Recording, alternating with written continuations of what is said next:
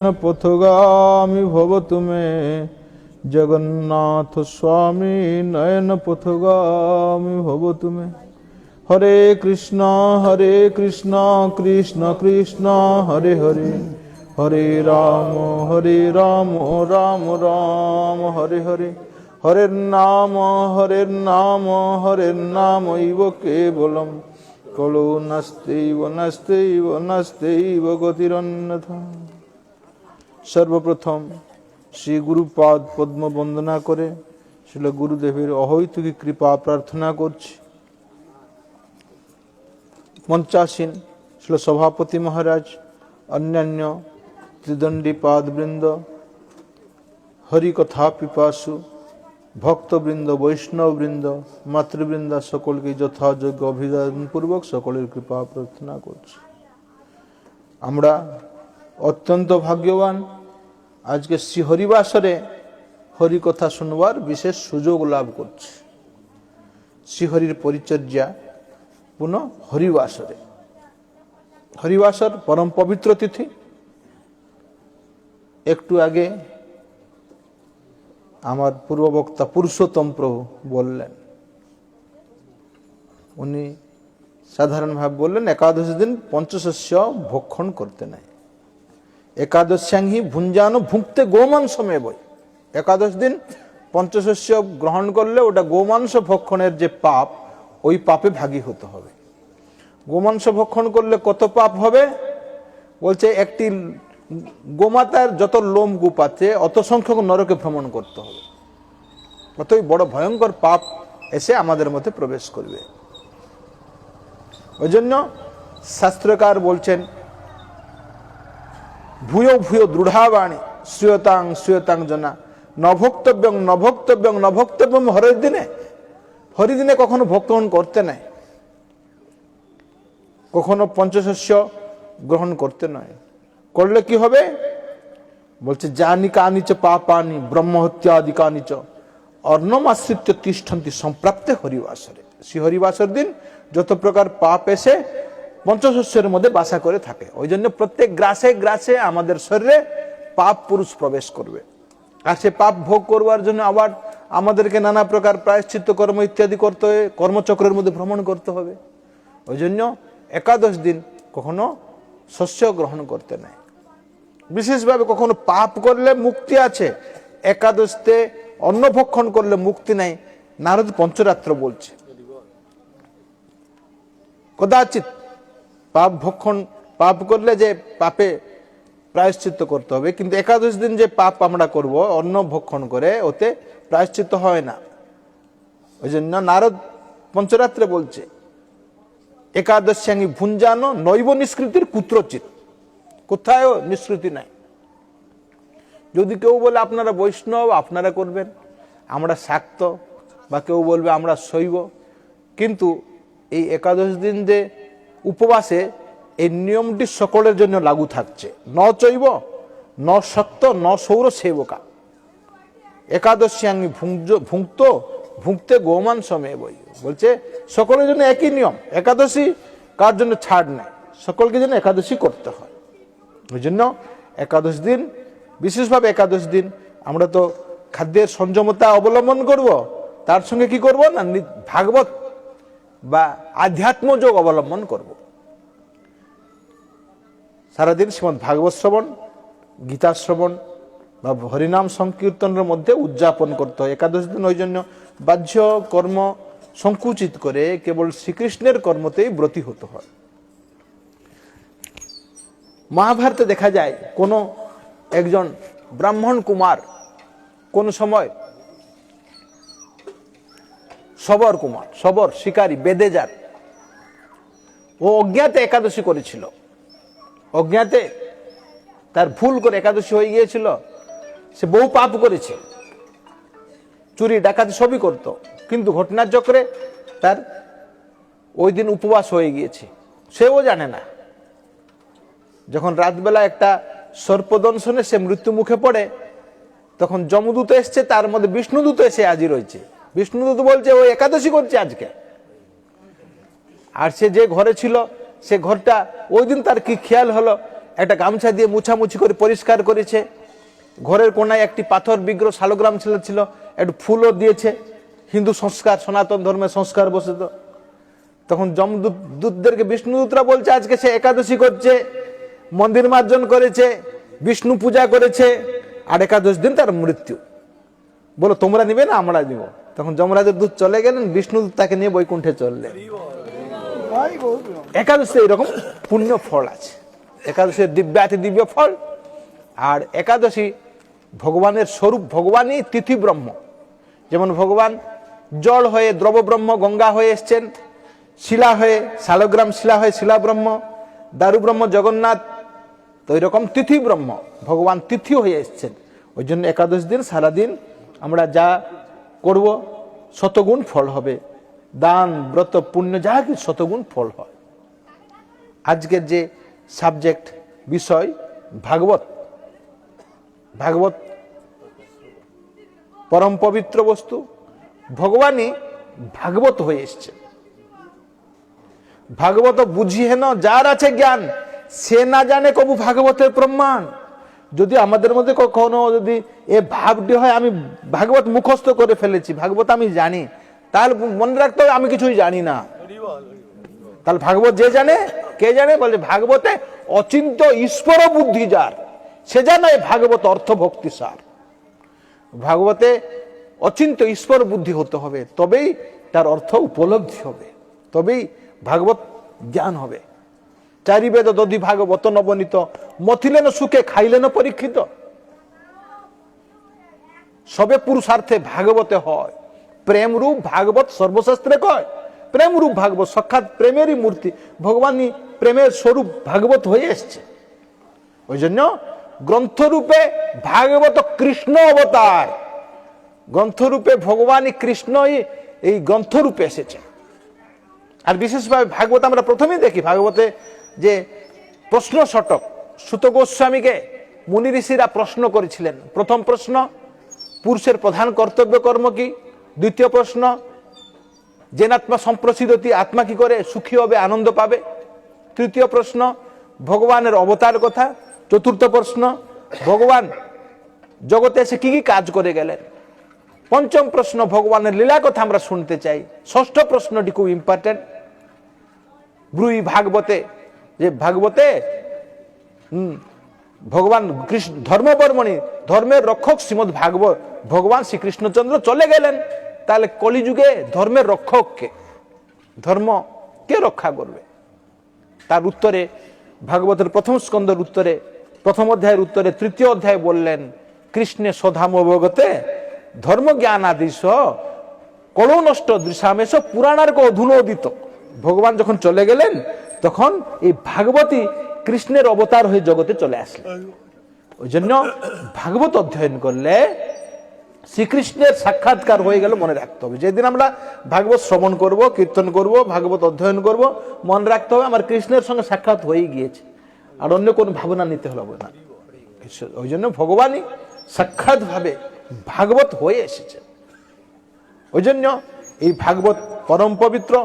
আর ভাগবত আরম্ভেই বললেন, বিদ্যতে হৃদয় গ্রন্থি ছিন্দন্তে সর্বসংশয় ক্ষীয়ন্তে চাষ্যকর মাণি দৃষ্টি এবাত্মনি ঈশ্বরে। এই ভাগবত রূপ ঈশ্বর ভগবানকে দেখলে কি হবে না, সমস্ত হৃদয় গ্রন্থি ছিন্ন বিচ্ছিন্ন হয়ে যাবে, কিছুই থাকবে না হৃদয় গ্রন্থি।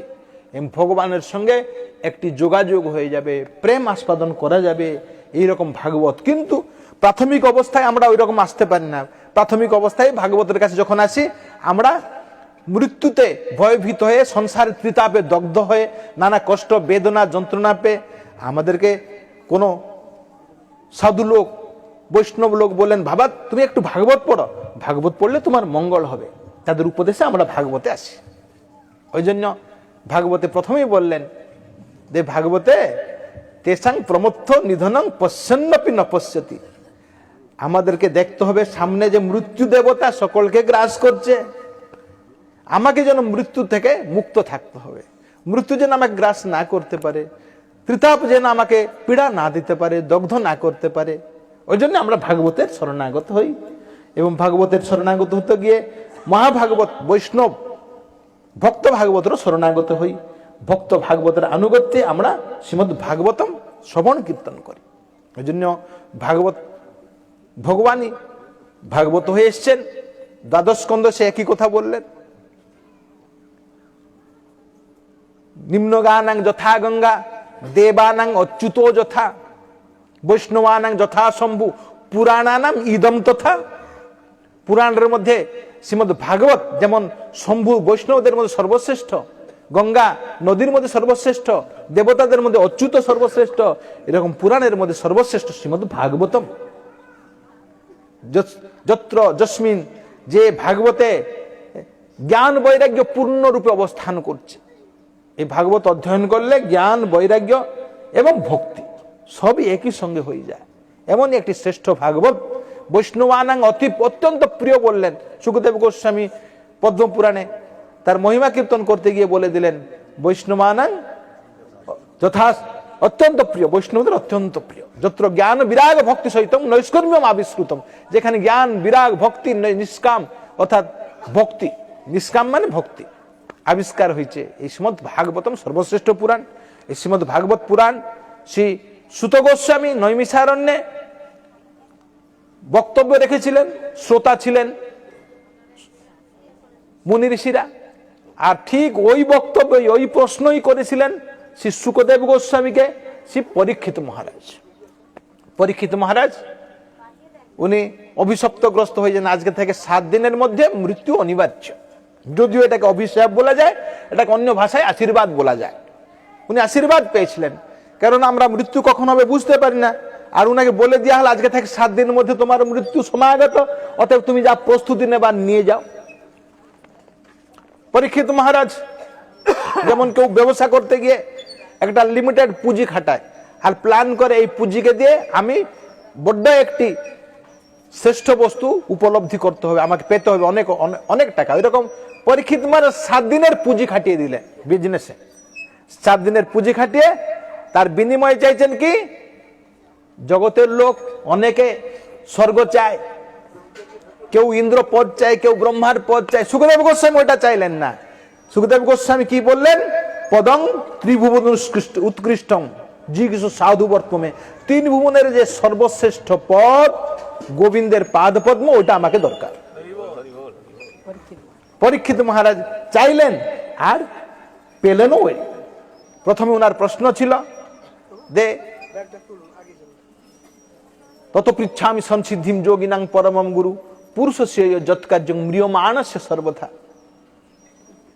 যৎকর্তব্যং যস্মর্তব্যং নিবিপ্রভো। হে প্রভু, আমার কর্তব্য কর্ম কি, আমি কি জপ করব, আমি কি স্মরণ করব? কেননা আমার মৃত্যু সমাসন্ন, সামনে আমার মৃত্যু, আমাকে মরতেই হবে 7 দিনের মধ্যে। আমি কি করব? যদিও কিছু মুনি ঋষি কেউ জ্ঞানের কথা বললেন, কেউ কর্মের কথা বললেন, কেউ বা অন্য অষ্টাঙ্গ যোগ ব্রত নিয়মের কথা বললেন, কিন্তু সুখদেব গোস্বামী এসে সঙ্গে সঙ্গে ঘোষণা করলেন, বলেন কিচ্ছু করতে হবে না, কেবল নাম সংকীর্তন করতে হবে। ওই জন্য ভাগবত প্রথমে আরম্ভ করলেন, ইদং হি পুংস তপস সৃষ্টস্য দ্বয় রুক্তস্য অবিচ্যুত কর্ত কবিবি নিরূপিত যদুত্তম শ্লোক গুণানুবর্ণনম। উত্তম শ্লোক ভগবানের গুণ মহিমা বর্ণন করাই ভাগবতের আরম্ভ। ভাগবতের আরম্ভেই বললেন অচ্যুতের কথা বা গুণ মহিমা বর্ণন করতে হবে। আর সুখদেব গোস্বামী ওই কথাই বললেন, ভগবানের নাম সংকীর্তন, তস্মাৎ ভারত সর্বাত্মা হরি সর্বত্র সর্বদা শ্রোতব্য কীর্তিতব্য স্মর্তব্য ছেচ্ছতাম ভয়ম। তুমি যদি অভয় চাইছো বাবা, একটা কাজ করো, ভগবানের কথা শোনো, কীর্তন করো আর স্মরণ করো। ভগবানের কথা কীর্তন স্মরণ থেকে শ্রেষ্ঠ কিছু নয়। আর তুমি যে প্রশ্ন করছো এটা আত্মবিদ সম্মত। শ্রোতব্যাদিষু জপর শ্রবণ কীর্তনের মধ্যে সর্বশ্রেষ্ঠ এই প্রশ্ন। আর আত্মবিদ যারা আত্মাতে রমণ করেন, যারা পরমাত্মাতে রমণ করেন, জীবন মুক্ত মহাপুরুষ, তাদেরও সম্মত এই প্রশ্ন। এরকমই প্রশ্ন করতে হয়, আমার বিজনেস কি করে ভালো হবে, আমার কি করে লাভবান হব, এরকম প্রশ্ন শ্রেষ্ঠ প্রশ্ন নয়। কেন না, আমাদের দিন রাত এরকম ভাবে কেটে যাচ্ছে, সংসার নির্বাহে অর্থ উপার্জন দিন কেটে যাচ্ছে। এই জন্য ওটা বুদ্ধিমানের প্রশ্ন নয়। বুদ্ধিমানের প্রশ্ন হলো আত্মকল্যাণ কি করা হবে, আত্মা কি করে সুখী হবে, আত্মার খাওয়ার কি, এই প্রশ্ন তুমি করেছ, তাই তোমার প্রশ্নকে আমি সম্মান করছি। সুত গোস্বামী শুক গোস্বামী সম্মান করলেন পরীক্ষিত মহারাজকে, শ্রেষ্ঠ প্রশ্ন তুমি করেছ। আর সেই প্রশ্নের উত্তরে সমাধান টেনে দিলেন, ওখানেই বললেন তস্মাৎ ভারত সর্বাত্মা হরি, শ্রীহরি শ্রোতব্য, শ্রীহরি একমাত্র শ্রবণীয়, কীর্তিতব্য, স্মর্তব্য, যদি তুমি অভয় চাও। আর দ্বিতীয় স্কন্ধে প্রথমেই এই ভাগবত কথা বলতে গিয়ে ভগবান বললেন, আর ছিল প্রভুপাদ সরস্বতী গোস্বামী ঠাকুরের ভাষাও একই, জগতের প্রত্যেকটাই গোবিন্দের সঙ্গে যুক্ত রাখতে হবে। আমরা ত্যাগও করব না, ভোগও করব না। আমরা ত্যাগ করারও লোক নয়, কেননা আমার তো কিছু নয়, আমি কি করে ত্যাগ করব। আর ভোগ বা কি করে করব, ভোগ করতে গিয়ে গোবিন্দকে ভোগ করতে গিয়ে অপরাধী হয়ে যাব। আমরা সকলে দ্রষ্টা নয়, আমরা সব দৃশ্য। আমাদেরকে গোবিন্দ দেখছেন, আমরা সকলে গোবিন্দের ভোগ্য। এই জগৎটাই হলো গোবিন্দের ভোগ্য, এই জগৎটাই হলো যা কিছু সব গোবিন্দের ভোগ্য, আমাদের কিছু নয়।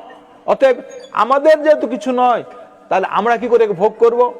গোবিন্দের বস্তু, গোবিন্দই জগৎ সৃষ্টি করেছেন, তার খেলার মাঠ এটাই, এখানে উনি ক্রীড়া করবার জন্য ভগবান জগৎ সৃষ্টি করছেন। আর এই গোবিন্দই তার একমাত্র ভোক্তা, আর জগৎরাই হলো ভোগ্য। যেদিন আমরা নিজেকে ভোক্তা সাজাবো, ওই দিন আমাদের সর্বনাশ হয়ে যাবে, ওই দিনই অবিদ্যা এসে গ্রাস করবে। আর অবিদ্যার যে দুই বৃত্তি আছে, অস্মৃতি বিপর্যয় এসে গ্রাস করবে, তখন আমি রাজা, আমি প্রজা, আমি পুরুষ, আমি স্ত্রী, এই জ্ঞানটি আমাদের মধ্যে প্রবেশ করবে। ওই জন্য আমাদেরকে সবসময় মনে রাখতে হবে আমরা ভোগ্য, আমরা গোবিন্দের সেবার উপকরণ, জগৎরাও গোবিন্দের সেবার উপকরণ। ওইটা বলতে গিয়েই শুকদেব গোস্বামী ভাগবতের দ্বিতীয় স্কন্ধের প্রথমেই বললেন, বিরাট স্বরূপ বর্ণন করলেন, জগৎটা হলো গোবিন্দের, পাহাড় পর্বত ভগবানের হাড়, নদীগুলো ভগবানের শিরা প্রশিরা, এরকম জগৎটাই গোবিন্দের। এই ভাব নিয়ে আমাদেরকে এগোতে হবে। অতএব আমরা এই গোবিন্দের ভাবে বিভাবিত করে মনটাকে যদি আমরা শান্তি লাভ করতে পারবো, এবং এতেই আমাদের আনন্দ হবে। যেমন ভাগবতে প্রথমে আরম্ভ করলেন, ইদংই পুংস তপস শ্রুতস্য বা সৃষ্টস্য সুক্তস্য বুদ্ধ দত্ত অবিচ্যুত অর্থ কবিবীর নিরূপিত উত্তম শ্লোক গুণানুবর্ণন। উত্তম শ্লোক গোবিন্দের গুণ মহিমা বর্ণন করাই সমস্ত যজ্ঞের ফল, তপস্যার ফল, যোগের ফল, সমস্ত ধর্মকর্মের ফল। আবার ভাগবতের শেষ হচ্ছে একই উত্তর দিলেন, একই বললেন, একই কথা বললেন, দে তদেব রম্যং রুচিরং নবনবং তদেব সস্পন মনসো মহোৎসবম তদেব শোকার নবশোষণম নৃণাম যদুত্তম শ্লোক যশ অনুগীয়তে। উত্তম শ্লোক ভগবানের মহিমা কীর্তন করাই হলো একমাত্র জীবের প্রধান কর্তব্য। এতেই সমস্ত শোক, সমস্ত দুঃখ, ত্রিতাপ শোষণ হয়ে যাবে, অর্থাৎ নষ্ট হয়ে যাবে। ত্রিতাপ থেকে আমরা মুক্তি লাভ করবো যদি গোবিন্দের মহিমা যশ কীর্তন করব। গোবিন্দের মহিমা যশ কীর্তন করলেই তেতেই সব কিছু হয়ে যাবে, অন্য কিছু করতে হবে না। ওই জন্য ভাগবতে এরকম ভাবে প্রথমে আরম্ভ করছিলেন, তেসাং প্রমথ নিধনং পশ্যন্নপি ন পশ্যতি, যারা মৃত্যুকে দেখে না, তাহলে মৃত্যুকে দেখলে ভজন করতে হবে। প্রথম বললেন মৃত্যুকে না দেখে যারা সংসারে যাচ্ছে, যেমন যুধিষ্ঠির মহারাজ যক্ষরাজের মধ্যে মহাভারতে যে প্রশ্ন হয়েছিল, এটা প্রশ্ন ছিল না, কিম আশ্চর্যম, তার উত্তরে বলেছিলেন, অহনি অহনি ভূতানি গচ্ছন্তি জম মন্দিরম শেষা স্থিরত্বমিচ্ছন্তি কিম আশ্চর্য মতো পরম। প্রত্যেক দিন লোক জমা হয়ে যাচ্ছে, আর যারা শেষে আছে তারা বলে আমরা বেঁচে থাকবো, ইয়া থেকে আশ্চর্য কিছু নাই। আর এখানেও একই প্রশ্ন, শ্রী শুকদেব গোস্বামী বলছেন, মৃত্যুকে দেখো, তোমার সামনে দিয়ে লোক শ্মশানে যাচ্ছে, তোমাকে একদিন যেতে হবে, প্রস্তুতি নিয়ে নাও, কিছু পাথেয় সংগ্রহ করো, যেতে তো হবে, যাওয়ার পথে কিছু পাথেয় দরকার। যেমন তীর্থ করতে যাচ্ছে লোক, কিছু টাকা কড়ি নিয়ে যায়, তা পাথেয় না এলে আপনি কোথায় যেতে পারবেন না, ট্রেনেও টিটি আপনাকে ধরে ফেলবে, জেলে ঢুকে দিবে। তো এই জন্য আমাদেরকে পাথেয় সংগ্রহ করতে হবে, আমরা সব মৃত্যু পথে